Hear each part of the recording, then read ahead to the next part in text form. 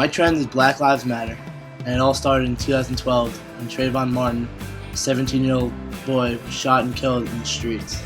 George Zimmerman, Trayvon Martin's murderer, was acquitted for his crimes, leaving the 17-year-old dead and his family in grief. My trend, Black Lives Matter, is very important to society today because it touches on a topic that many feel very uncomfortable and difficult to talk about. The only reason why the black community is faced with these unequal rights and opportunities is because of the color of their skin.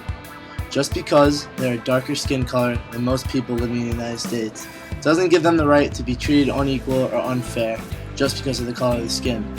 Everyone moves to the United States to live here because it's the land of the free. People come here so they are allowed to be free and do what they want to do, and should not be subjected to racist slurs and other misbehavior by police or any other person living in the same country as another person. The purpose of Black Lives Matter is to spread the message about how the black community has faced unequal rights and how they do not want to be looked down upon anymore.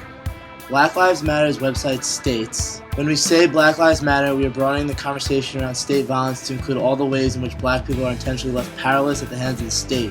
We are talking about the ways in which the black lives are deprived of our basic human rights and dignity." The audience of my trend are the people who do not understand the inequality or injustices faced by the black community.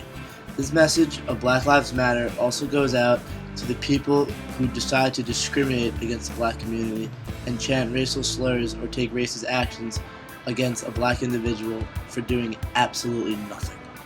The trend, Black Lives Matter, is a very strong and powerful trend in order to reach the racist people of our country. The trend basically speaks for itself, in that it is set up to raise awareness of how the black community is being treated, along with how even our own police officers, the ones who are supposed to promote peace, are inflicting brutality to the blacks with no weapon or any item putting the officer in danger. Tamir Rice was a 9-year-old boy living in Cleveland.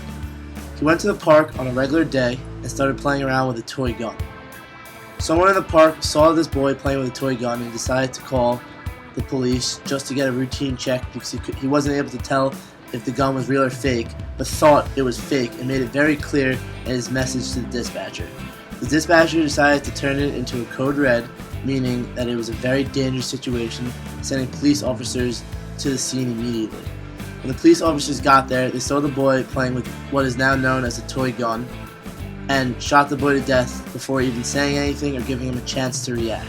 After they shot the boy to death and they walked over, they saw that it was just a regular toy gun and that there was no harm at all to anyone in the park or anyone near the park. In conclusion, Black Lives Matter is a very important trend, and people need to be more mindful of not just the trend itself, but the message of how the black community should be treated.